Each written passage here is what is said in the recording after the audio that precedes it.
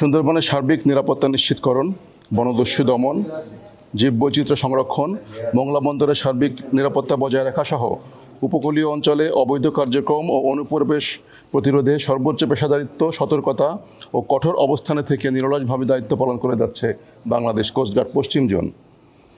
বর্তমান সরকারের দিক নির্দেশনায় সুন্দরবন অঞ্চলে সক্রিয় সকল জলদস্যু, বনদস্যু বাহিনী নির্মূল এবং উপকূলীয় অঞ্চলে সাধারণ জেলে, বাওয়ালি, মোয়ালি ও বনজীবীদের সুন্দরবনের অবস্থানকালীন এবং জীবিকা নির্বাহকালীন নিরাপত্তা নিশ্চিতকরণের লক্ষ্যে বাংলাদেশ কোস্টগার্ডের নেতৃত্বে operation restore piece in Sundarban এবং অপারেশন ম্যানগ্রোভ শিল্ড নামে দুটো বিশেষ অভিযান পরিচালিত হচ্ছে।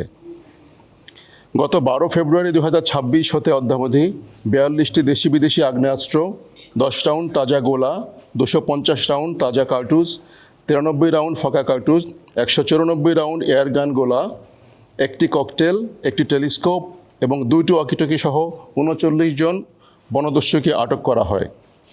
এ সময় দস্যুদের হাতে জিম্মি থাকা মোট 41 জনকে জীবিত উদ্ধার করে প্রয়োজনীয় চিকিৎসা সহায়তা প্রদান শেষে নিরাপদে তাদের পরিবারের নিকট ফেরত প্রদান করা হয়। বাংলাদেশ কোস্টগার্ডের ধারাবাহিক ও সফল অভিযানের ফলে সুন্দরবনে সক্রিয় বিভিন্ন দস্যু বাহিনী বর্তমানে ব্যাপকভাবে কোণঠাসা হয়ে পড়েছে।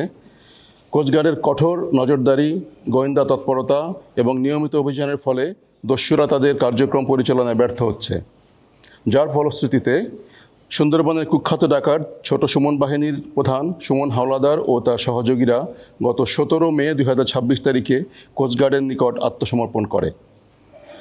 আমরা সুন্দরবনের সকল সক্রিয় ডাকাতদের দস্যুবৃত্তি পরিহার করে বাংলাদেশ কোস্টগার্ডের নিকট আত্মসমর্পণের মধ্যে দিয়ে তাদের স্বাভাবিক জীবনে আসার আহ্বান জানাচ্ছি। তবে কেউ যদি আহ্বানে সাড়া না দেয় তাহলে তাদের বিরুদ্ধে আরও কঠোর ও সর্বাত্মক ব্যবস্থা গ্রহণ করা হবে।